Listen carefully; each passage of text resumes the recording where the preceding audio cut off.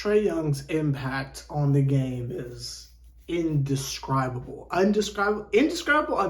I don't know the right word, but one of those words.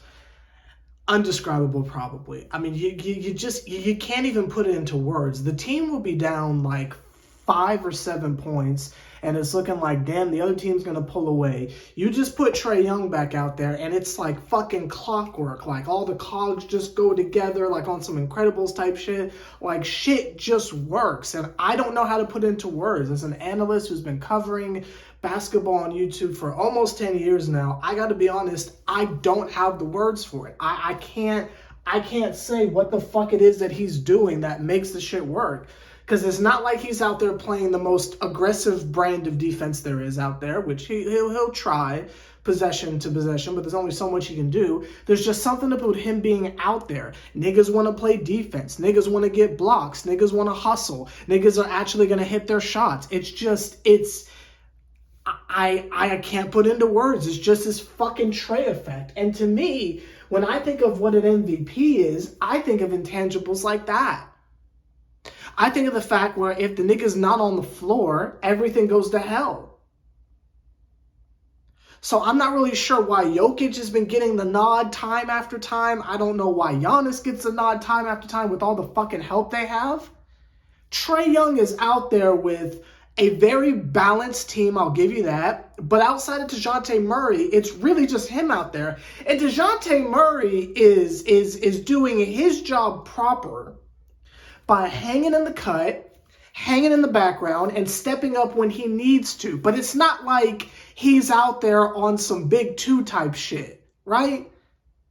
It's very much a Batman-Robin act, which is fine. That's no issue. But I think that's what everyone was trying to figure out going into this. How are these two going to mesh? It's clear this is Trae Young's team. And DeJounte's like, yo, nigga, you need me. Just let me know. But I'll be here in the corner. Just pass me the ball. It's clear. And I don't know how Trae does it. I don't know how someone so small and so ineffective on one side of the ball is able to be such an impact. I can't put it into words. He just does it. The nigga just does it. I don't know. He's just God. I don't know. He's just that good. To me, everyone is so busy on John Morant, but Trae Young, come on now, come the fat fuck on. But Trae's been like this for a little while now. One of the main reasons why I decided I would take on the second team and cover the Hawks, because I wanted to see this shit up close and personal. I wanted to see this shit from my own goddamn eyes personally. But that's not here nor there. You see the title of the video, we were able to beat the Detroit Pistons, which really shouldn't be that big of a deal.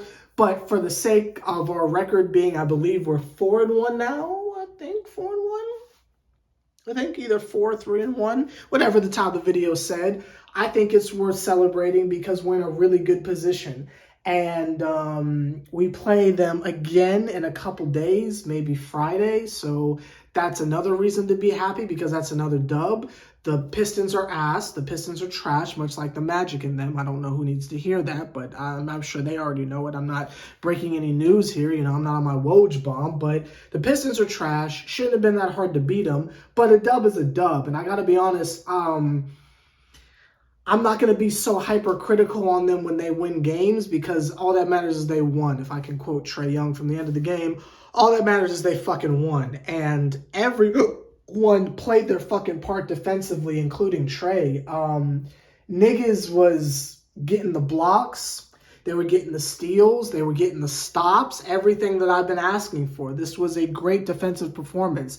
Though there were times we fell behind, I think that's just the ebb and flow of NBA basketball because people are fucking talented regardless how trash your team is overall. Everyone is a professional. So, and when you got niggas like Bogdanovich who are going to be just spraying from three like that, I mean, it's inevitable that we're going to have a couple lead changes here and there and a little tug of war. But all anyone cares about at the end of the day is what's your fucking record? Did you win the game or did you not? So that's what I'm going to focus on.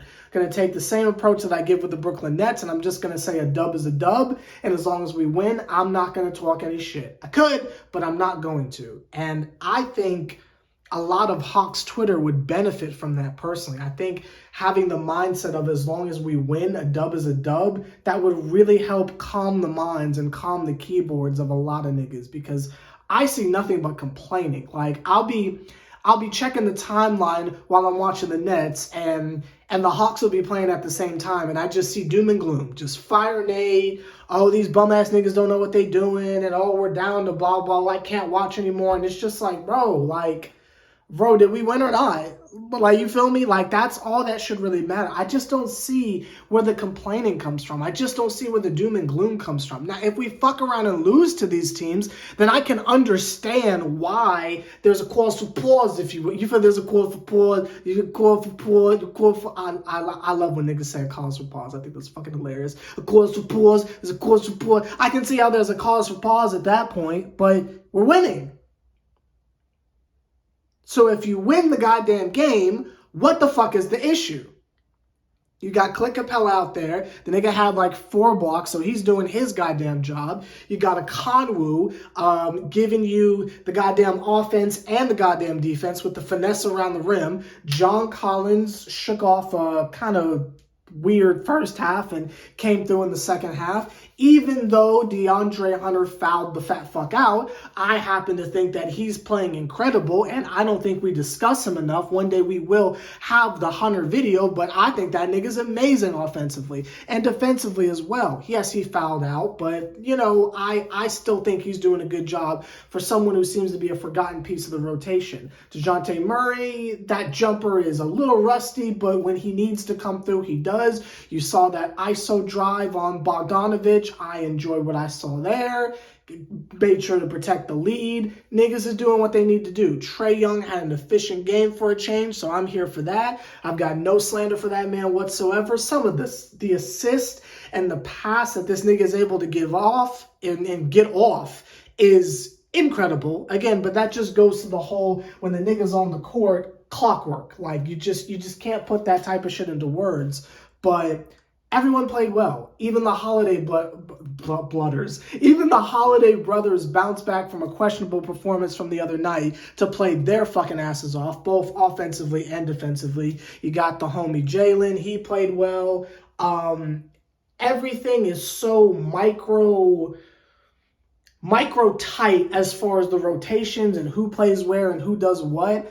I don't see any room for niggas that have a chance to shine who don't really get their normal 2 steps in, but that's okay. Like, even if you look at the starting lineup, like, how the fuck are you going to crack that? You got Trae, Murray, Hunter, Collins, Capella. How the fuck are you breaking that rotation? Like, but I think that's a good thing, because you have multiple teams where it's like every night you're like, let's see what happens, or maybe so-and-so shouldn't be starting, maybe so-and-so could have a bigger impact. You don't have those issues with the Hawks, and I'm telling you, maybe it's just because I have been through so much turmoil covering New York basketball. Maybe y'all niggas just don't know how good you have it. And I know last season didn't go how you thought it was going to go, but you can attribute that to injury and COVID. This year is a year to have your chin up and your titties out. I just don't understand why there's always such a negative storm cloud over the fans of this organization. Them niggas is playing their asses off and winning, getting the dubs along the way. Now, we got a couple games coming up where we're going to be tested, and there's going to be some hard-fought games, and there's going to be a lot of disappointment, and we're going to have to look at ourselves in the mirror and be like, well, what needs to change? I'm not going to lie. We got some niggas coming up that might bust our ass a little bit.